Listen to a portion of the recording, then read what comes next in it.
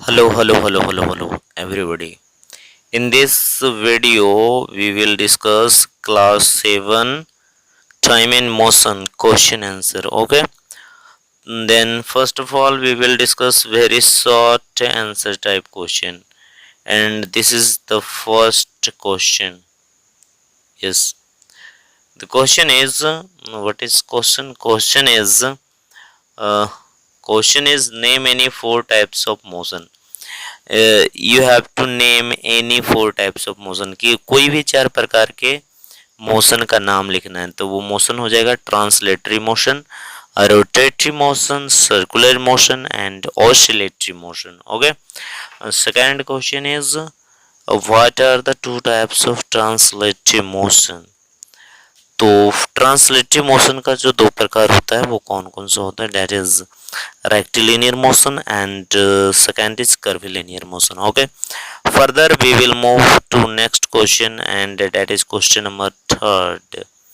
What is in the question number third? This is telling that can an object in motion, कोई object motion में है relative to ground के relative देख रहे हैं तो वो motion में है, क्या वो रेस्ट में हो सकता है relative to another observer? Yes, it depend on observer. Then if a person is sitting in a bus और train, he is just at rest relative to another passenger. Okay, so this is correct. Next question is question number 4. Question number 4 and 5. Question number 4 is what? Question number 4 is define average speed. What is average speed? Total distance traveled upon total time taken. This is the formula for average speed. ठीक है ना? Total distance traveled upon total time taken. This is called average speed. Define instantaneous speed. What is instantaneous speed? The speed of an object at a particular instant of time is called instantaneous speed. Okay, the speed of an object at a particular instant of time, this is called instantaneous speed. And next one is this.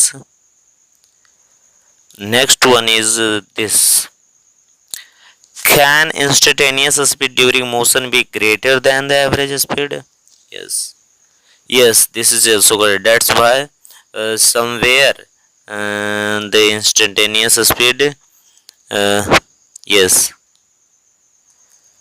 maybe greater than. That's why at any instant of time their speed may be ज़्यादा हो सकता है. किसी हो सकता है road खाली मिले तो स्पीड जो है ज़्यादा हो गया हो जबकि एवरेज स्पीड कम ही आ रहा हो.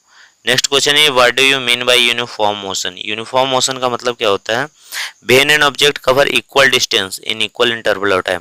जब कोई ऑब्जेक्ट इक्वल डिस्टेंस कवर करे इक्वल टाइम इंटरवल में, यानी बराबर दिया हुआ समय है और उसी में बराबर दूरी तय कर रहा है तो उसको बोलेगा जाएगा यूनिफॉर्म मोशन. ये देखिए यूनिफॉर्म मोशन कवर करेगा कौन? ब्लू वाली car. And question number 8 is here. Question number 8 देखना है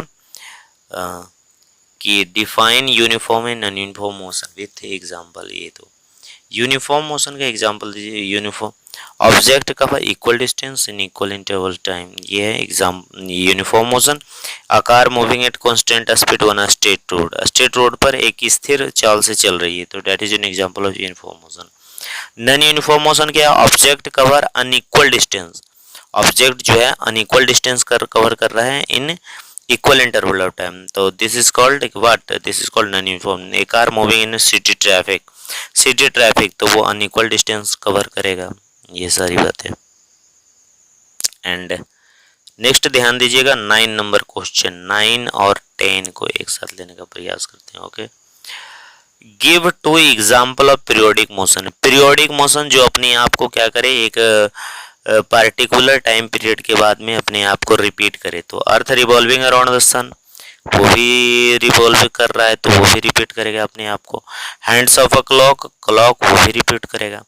the speed of an object is 27. Speed दिया हुआ है इसको मीटर पर सेकेंड में तो 5/18 से मल्टीप्लाई कर देंगे, ये कन्वर्ट हो जाएगा. ठीक ना, 5/18 से मल्टीप्लाई कर देंगे तो आएगा 7 पॉइंट. ये तो इजी है.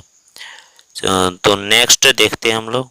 Next question number and that is 11। ये यहाँ है 11 की शुरुआत यहाँ से होती है। एक सेकेंड, ये क्वेश्चन नंबर 11 ध्यान से देखना है।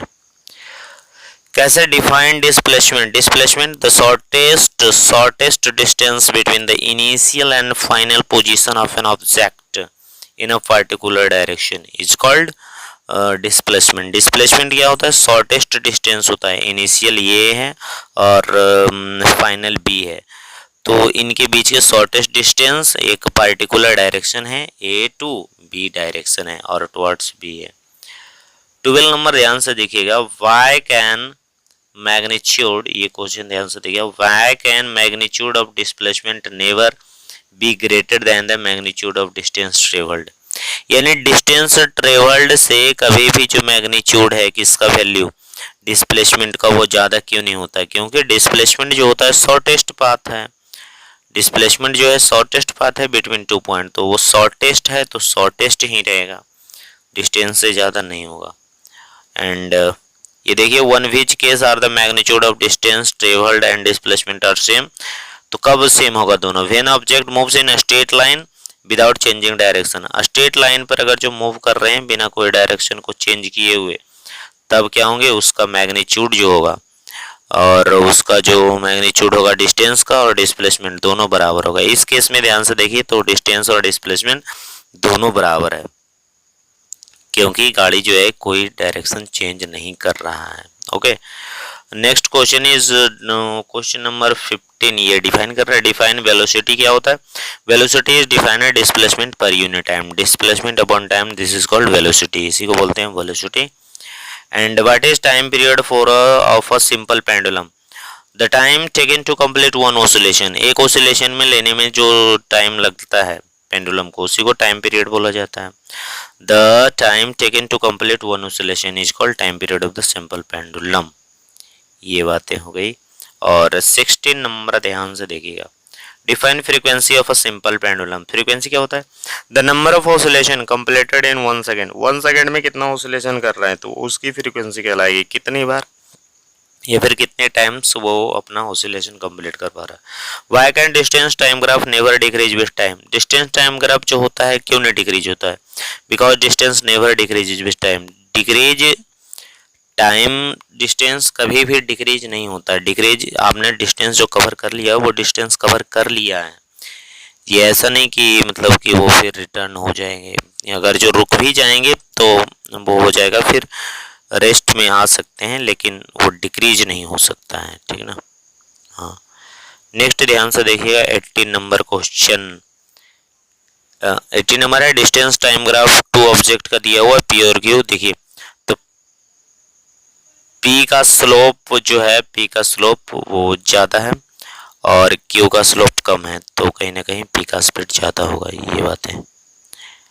एंड 90 और 20 नंबर क्वेश्चन ध्यान से देखिएगा। 90 define acceleration, change in velocity पर यूनिट टाइम। एक्सेलरेशन क्या है? चेंज इन वेलोसिटी पर unit time. What is the significance of area between velocity time graph and time axis?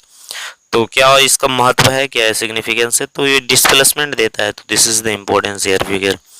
Okay, that's all, thanks, see you soon in the next videos.